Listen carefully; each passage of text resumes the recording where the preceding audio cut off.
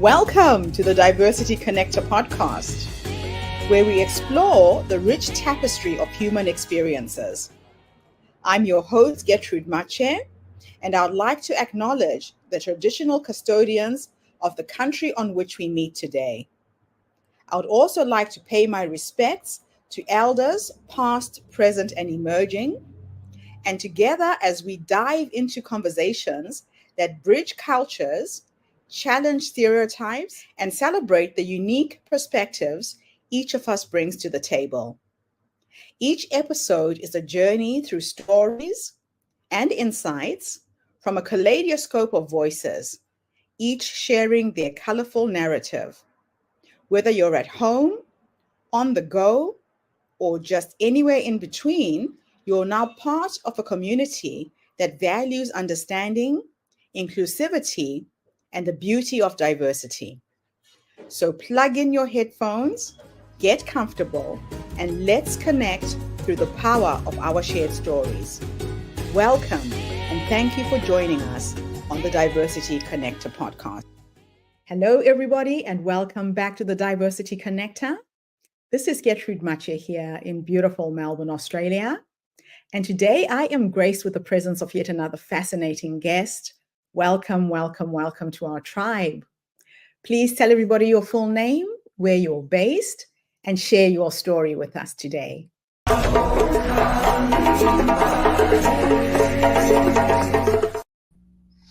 Hello, everyone. My name is Kyle Smith, and I'm in the United States, specifically Akron, Ohio, if you've heard of Akron.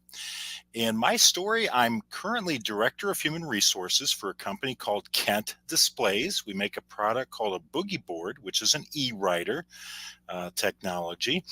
And beyond that, I also have a second job, as I like to call it, and that's head of my own company called HR Kyle, where I am a consultant and advisor on HR and leadership topics.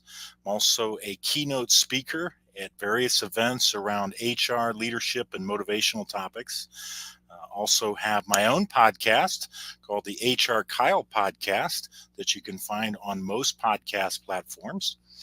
And I've written a couple books. One of them is Recruiting is Easy, and the other one is Finding the Job That You Love. So needless to say, I am a HR practitioner and have been now for over 25 years. My story goes back to undergrad, really. I was a little bit of a late starter and started my bachelor's degree when I was about 27 years old. And I was majoring in psychology, and I was getting towards the end of the program, and I just wasn't sure what I wanted to do for a career. In talking with my advisor, I learned that I probably had two really good options. One, I could go the academic route and focus on industrial organizational psychology, or I could go more the business route and focus on human resource management. Well, being in business, as I had been for the prior 5 years before going back to school for my degree, the business route sure did make a lot of sense. During my undergrad and then graduate studies, I had two different internships in human resources. And after that, that solidified that HR was the field for me.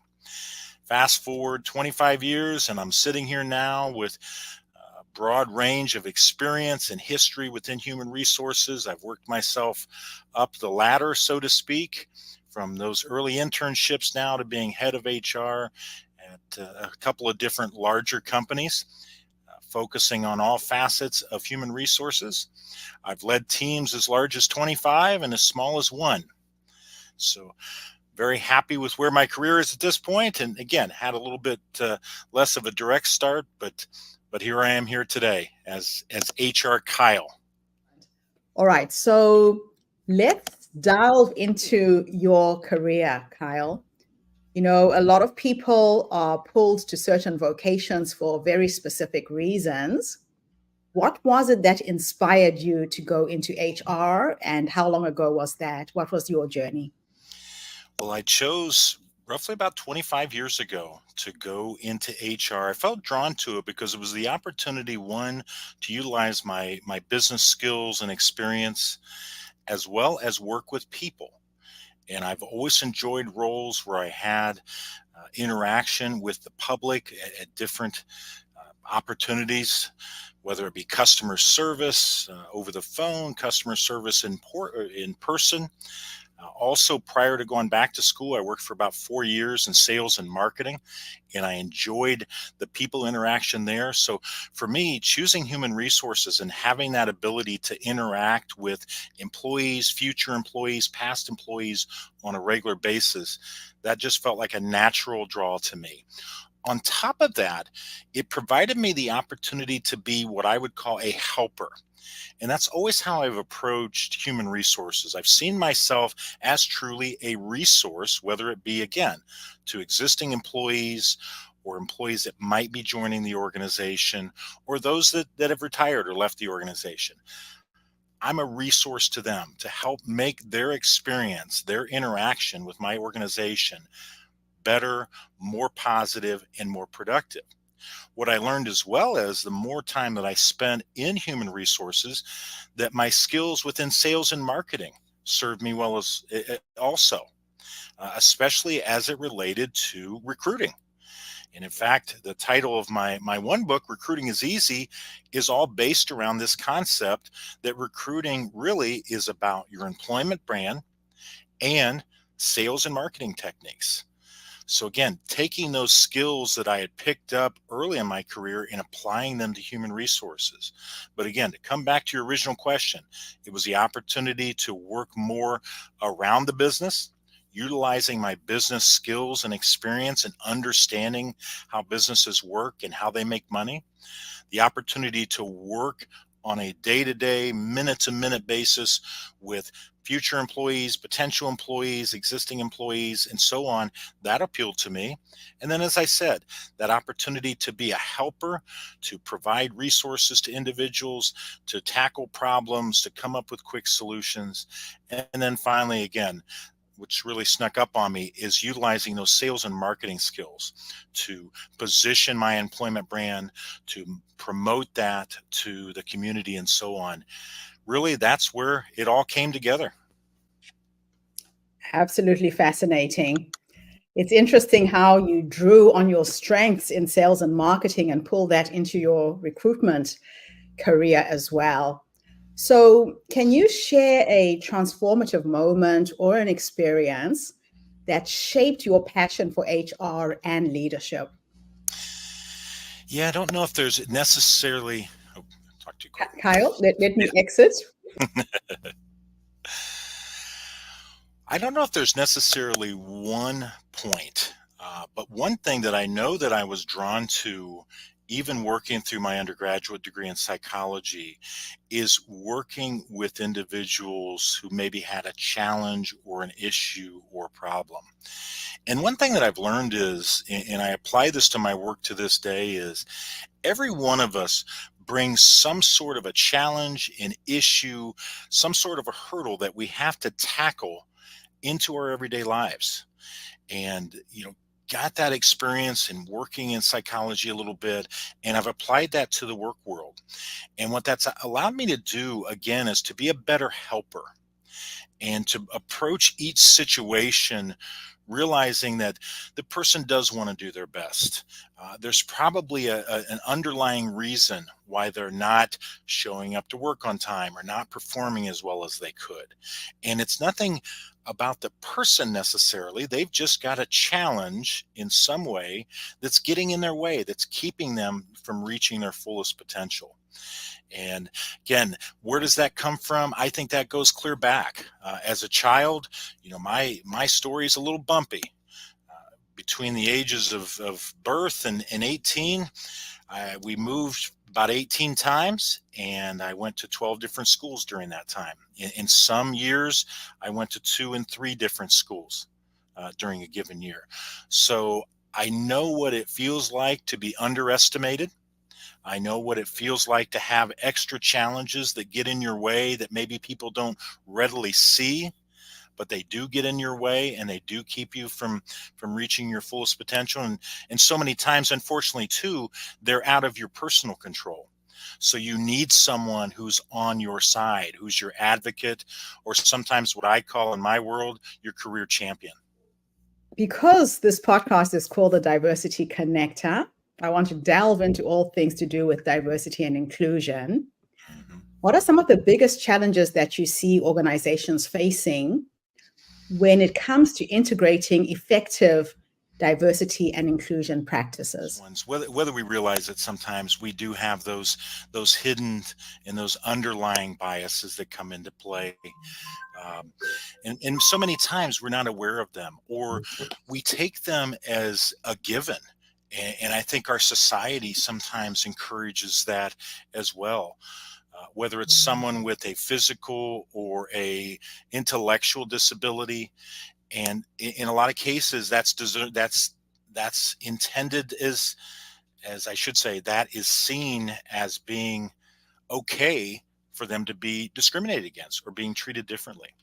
Or someone who has a criminal record, and yes, they've made a mistake, but if we've seen them be able to correct that mistake in their personal lives, then we need to treat that as a new beginning for them.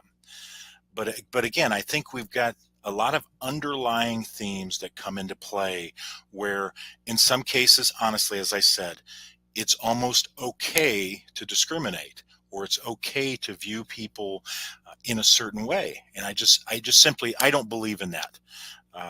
And I think that does go back to my upbringing a little bit, and being in less fortunate situations, to where there were these barriers, there were these hurdles that I had to overcome. And Mm. because of things of no fault of my own and out of my control, people saw me in a certain way.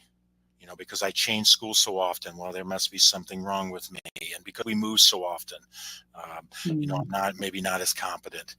And Okay. I think, whether we realize it or not, we take those things to situations. And again, Yeah. society, for so many of these situations, whether it's someone with some sort of a disability that's either visual or not visual, or they've had some things happen in their lives, that it's okay to discriminate that against that person. Yeah. Especially when it's not visible. So I'm going to ask this question and disappear again because I realized I didn't do 3 questions. Can you share a story about a time when embracing diversity significantly impacted an organization's culture or performance? Well, I don't know if I can think of just one, but I think I really believe I see it every day. And where it comes out is you have people from different backgrounds and different experiences, and they're at an event. And I will give you a specific example. So last summer at the company that I worked for, we had a group of 8 interns that worked for us over the summer. And these young men and these young ladies, they came literally from all around the world. They didn't know each other till they came to our organization. Through the course, though, of 3 months, I saw this group come together and become so close knit that it was just wonderful in my role, head of HR, and interacting with them at the level that I do. It was so fascinating to see them come together, make these connections that they otherwise never would have made. And to this day, and here we are a year later, those students are still keeping in contact with each other, and it really added to their experience. We had a couple of events to where we got together for social situations, and it may involve food or some other things. And it was so interesting to have them bring food from their countries that are unique to their particular country, and bring that to the potluck and share that with their other teammates, and talk about the ingredients in it. And in some cultures, there's more spices used, and then some there are less spices, or it's hotter for some cultures and they taste it and then it's not as hot. So it was just really interesting and just so enriching to see these students interact and share about each other's cultures and laugh and just come together literally around their differences. That's ultimately what I saw that brought them together, the fact that they were so different and they enjoyed sharing. There was a lot of curiosity about their cultures and their countries and where they came from. And again, it gives me goosebumps to this moment when I think back to that group and how, we had no idea what we were creating there. We just found really, 8 really good students that fit the bill for what we were looking for the roles we were looking to fill. And just to see them come together and build such a closeness. And as I said, here we are a year later, and I still see them interacting on social media, and they'll reach out to me sometimes and I'll check in. And it's, again, it just gives me goosebumps to think about that. That is just wonderful. So, in your podcast, you discuss a range of HR topics. How do you ensure diverse perspectives are represented in your guest lineup? Great question. So, one of the things that's important to me, and I know this goes back to my upbringing, is I have a really diverse group of friends and connections and associates. Uh, and part of the reason is that I'm very curious about the world. I like to think that I don't bring a lot of bias or prejudgment into my situations. I'm just curious, and I like to interact with a lot of different people from a lot of different backgrounds, and I learn from that. I do quite a bit of traveling as well. I look for opportunities to connect with different people from different backgrounds and experiences, and they bring a lot of different things to the table because I don't know, that fills my heart. I believe that we were put on this earth to experience everything that the earth has to offer and that mankind has to offer to us. Mm-hmm. And I think that's up to and including our relationships. So when you're listening to my podcast and you're hearing me interact with the individuals that are on there, those are friends, those are colleagues, those are people that I've built a relationship with. And if you listen to enough episodes, you'll find that I have guests from, again, all around the world, all different kinds of backgrounds, all different kinds of cultures and so on, because I enjoy that personally. So Yeah, for me, I think that's it comes awesome. natural. So, what strategies do you recommend for leaders to foster a genuinely inclusive workplace environment? Well, I think one, you got to walk the walk as a leader. If you're the top of the organization, you're setting the tone for that organization. You're setting the personality, the tone, you're setting how people interact, you're setting with how they look at each other and how they view each other, literally and figuratively. So you've got to walk the walk first off. And I think you've got to take a look in the mirror and think, how do you view situations? Listen to how you talk about other people. And for one, you've got to start from the standpoint of assuming everyone has good intentions. That's your first starting point. If I could give a leader one piece of advice, and that's what I tell them, assume everyone you interact with has good intentions. Because if you do that, that strips away a lot of prejudice, that strips away a lot of bias. Straight away without doing too much. That is so true. So, how do you address the resistance or skepticism towards diversity initiatives in the organizations that you work with? Well, a few ways. One, I call it out when I see it. When I see something that sounds like it's bias, prejudice, whatever, I call it out. And I'll give you a couple quick examples.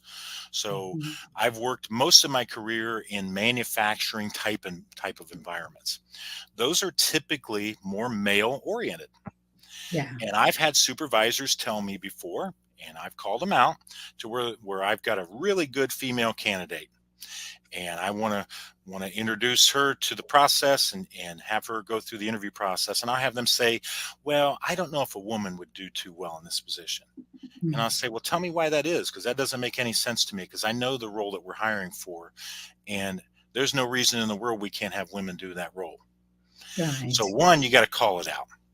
The other way, and this relates more to having individuals with some sort of disability. Those sometimes require training. So I've worked with agencies, for example, in the U.S., we have one called developmental disabilities, the Department of Developmental Disabilities for particular counties that we're located in. So I will have individuals from those agencies come in and talk to my supervisors. And we had one even where I'm employed now. About a year ago, I had the lady come in and speak. And at first it was real tense in the room and so on, because we were talking about, the value in hiring people that might have some sort of a disability. And I finally just stopped the discussion. I said, hey, this lady's heard everything that we're going to talk about. Let's get the truth out on the table. Why don't we want to hire people that have a disability? And once I said that, there was a good flow of conversation. They brought things out. Well, in some cases, if someone is hearing impaired, they may struggle. And we talked through that. But it required just stopping the conversation and saying, hey, we're all big boys and girls here. We can have these kind of open and honest conversations. The lady that's come here to speak with us, she's heard everything. And we owe it to her to be open and honest and have a discussion. Yes. And if it's a legitimate argument, I can accept that. If it's an argument where someone can't work in a warehouse environment because maybe they're in a wheelchair, if we can justify that from a physical standpoint, I've got it. But there are plenty of other jobs in the organization. If someone is in a wheelchair, for example, they can do. Yes. If it's a desk job. So again, Gertrude, it's coming back to just this idea of, you got to call it out, and you got to have open, honest, frank conversations, and not be nervous to do that. Yeah. So as an author and a speaker, how do you incorporate the principles of diversity and inclusion into the content that you actually deliver? Well, if you were to look at the materials, especially from my book, or if you were to sit in on a talk, everything that I'm talking about centers around this idea of being inclusive, especially if nothing else. And again, it's an ethical issue. Of course it is. I think we all can agree to that. Not being inclusive is unethical. But even beyond that, there's a business argument for being inclusive. Why wouldn't you want the best person to do the job, the best person to enhance your organization, regardless of what they look like, where they're from, the color of their skin, any of those things? Why wouldn't you be? So everything that I talk about, whether it's making the most of your job search, so finding the job that you love, you'll find in there that it's all about inclusive language, looking at the situation from an objective standpoint. Pivot that to my book where I talk about recruiting is easy. That's all about inclusive, because in my mind, organizations are ignorant if they're not inclusive. Why would you, and especially in these times where it's so hard to find quality talent, why would you take proportions of the populations and say, I'm not going to hire that group? To me, that's illogical. Doesn't make sense. So if you were to look at the book on recruiting, that's part of what I talk about. And I often say, I brag on this because I try to have some fun with the topic. If an organization wants to discriminate against a particular group, hey, great. That's less competition for me, because I'm not going to. I'm going to look for the most qualified person wherever they are, whatever they look like, whatever their background. Then great. Then I won't be competing against you for that particular person. So Kyle, let's dive a little bit into your book. Recruiting is easy. I think there's a few people out there who will say to you, no, it's not. Give us some of the basic principles that you cover in this book and how it can be of use to anyone in HR. Yeah, thank you for asking about that. The central theme is a couple of things. One, every company has an employment brand. That's the first thing. Yes. The second thing is you have to understand what your employment brand is. And what I mean by that is you got to understand the good things, how people view you in a positive way. And you also have to understand the negative things. What are some of the negative things as far as how people are viewing you? And what you're trying to do then is you're trying to sell on those good points, and you're trying to overcome those negative points. So that's the first thing. Everybody has a employment brand. The second thing is just this idea of sales and marketing. Whenever you're talking to anyone, regardless of where they are, you're selling your organization, and you're selling it again based upon your strong points, and you're trying to overcome or downplay your negative points. And you understand how you compare to other organizations. So it's exactly the same concepts that you're using in sales and marketing, whether it's products or services. This just happens to be recruiting. And I always say too, and it's in the book, always be recruiting. Anybody you're interacting with could be a potential future employee or be able to provide you a referral. And then something else that I talked about here that I talk about in the book, look at all the sources. There's so many sources out there to generate interest in your organization and what you're about and who you are. You have to take full advantage of those. And when you start to do that, it becomes really easy. And I'll tell you how it looks easy for me. At any given week, I will have 5 to 10 unsolicited resumes that are sent to me of people that say, hey, if there's ever an opportunity in your organization, please consider me for that. Here's another example. I had a group of students come in from Kent State University, which is near where I am. We brought a group of 30 students in. I now have 30 people that at some point I can hire. And I always joke with them too, and this is in the book as well. Once we connect, and we will connect, everybody that I meet, I'm going to connect with.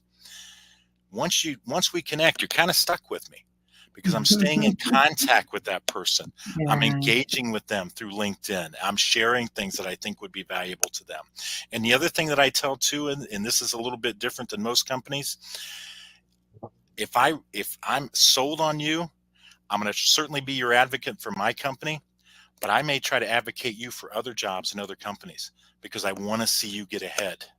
And I'm advocating for that person in general. And these are all the different things that I talk about in the book. It's just, again, it comes from that perspective of wanting to see people be successful, being an advocate for other people, and wanting to see more fairness in this world. Yeah, no, what I'm hearing is you make authentic connections with people. It's not just about the business. It's not just about, can I place them immediately? You have a genuine interest in other human beings, and that's quite a very, very special thing. So, can you provide examples of actionable steps that individuals can take to advocate for diversity and inclusion in their own workplaces? Yeah. Well, I think first and foremost, when you see something that looks like it's counter to diversity and inclusion, you absolutely, regardless of your role, have a responsibility to speak up. Okay. Yeah. Because all of this goes deeper. And I have a phrase that I say, life is a team game. And what that means is, our loyalties should be to ourselves, our family, and those around us. So our larger community. And that goes beyond companies and jobs and all these things. I believe we have a responsibility to each other. So I think that the first step is when you see something that doesn't look right, you call it out. But you call it out in a professional manner, and you try to understand it, because again, you're starting from that standpoint of saying that person, they didn't have ill intent. And I know that can be a challenge. And I've been challenged with that before too, when I've experienced situations that were racist. But I've tried to come at them from the standpoint of that person just doesn't understand. Or if I can just explain it to them and appeal to their logic, that they will come through. So that would be my advice. Call it out when you see it, approach it from a tactful, standpoint of being logical, hold your ground. What you're saying is right. So be confident in what you're saying. But that's always going to be the first step and again, there's no limits on that. You don't have to be the president of the company or the director or manager. Any role in the company has a responsibility to speak up for others. And again, I think that's just about being part of the human race. I love that. Now, my last question for you is, looking into the future, what innovative approaches to diversity and inclusion excite you the most? That's a really good question. I got to think about that a little bit. So innovation around it. One of the biggest things, and we've been in this for a while now, really most of my HR career, and that is all this technology that we have around us. That's the greatest tool to support diversity and equity and inclusion, because before that, we lived in a world that was pretty limited in a lot of cases. You had a job opening, you put it in a newspaper, you used word of mouth, but what that did was it limited that circle. And again, we kind of each know, in most cases, most people know people that look like them, that have the same background and so on. So you're not going to get a lot of diversity. But with the introduction of the web and all the technologies such as this, that allows us to have that expanded circle, that there really isn't a limitation. I mean, here you and I are talking. I'm in Akron, Ohio. You're in Australia. And here we are talking. Without this technology, we never would have met. We never would have had an interaction. So the technology itself lends itself to that, but we just need to use it and use it effectively. And we've got to really be careful too. We're talking about artificial intelligence, that we don't take these biases and these prejudices and somehow build these into these systems, even accidentally. because there's Yes, AI and so on is only as good as the information that's going in. So that's we've got to going be in. careful. Yeah. But in answer to your question, I think we live in an age that's so prime and ripe for being diverse and inclusive. Mhm. And why wouldn't you as an organization want to leverage that? If there's someone in Australia that wants to come work for my company, I'd love to talk with them. We'll make it happen. We can Yes. relocate you here. We can make that all happen. So technology supports it, right? We just need to leverage it according to that. I love it. Well, I might take you up on that, Kyle. You might be Okay. getting my resume soon. Kyle, this was absolutely awesome connecting with you today. How can people get access to your books? I've got your link tree showing at the bottom of the screen. Where are your books available? My books are available on Amazon, and you can buy those anywhere in the world. The first Mhm. book is called Recruiting is Easy. So if you search for that, you'll find it. My second book is Get the Job You Love. Again, if you search for that on Amazon, you'll find it. You can also visit my website, which is hrkyle.com. Fantastic. Kyle, thank you so much for coming online and sharing your knowledge and your wisdom today. I really appreciate you responding when I reached out to you on LinkedIn. Like you said, this would never have happened if we didn't have the technology. That's So right. thank you so much for your insights. And thank you to everybody who's tuned in today. The Diversity Connector is the platform that is bringing you the voices and faces of people from all over the world. Our aim is to uplift you, inspire you, energize you, but give you tips and ideas on how we can harness our diversity and celebrate it. So tune in again tomorrow when I interview yet another amazing guest. In the meantime, have a fantastic day, morning, or evening, wherever you are in the world. And Kyle, thanks again for the interview. Thank you, Gertrude. Take care. Bye for now, everybody. And that's a wrap, everybody, on today's episode of the Diversity Connector podcast. Thank you for tuning in and being part of our vibrant and global conversation.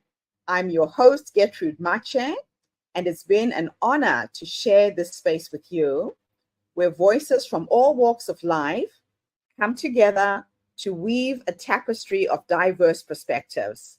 Remember, every story you've heard today is a thread in the larger fabric of our shared humanity. So, as you step back into your world, carry these stories with you and let them inspire you to embrace and celebrate the rich diversity around us. Don't forget to subscribe, rate, and review our podcast to help us share these inspiring stories with more listeners. Do follow us on social media by looking for the Diversity Connector podcast for more updates. Until then, keep connecting, keep listening, and keep celebrating the beauty of diversity. This is the Diversity Connector podcast signing off. Stay curious, stay open,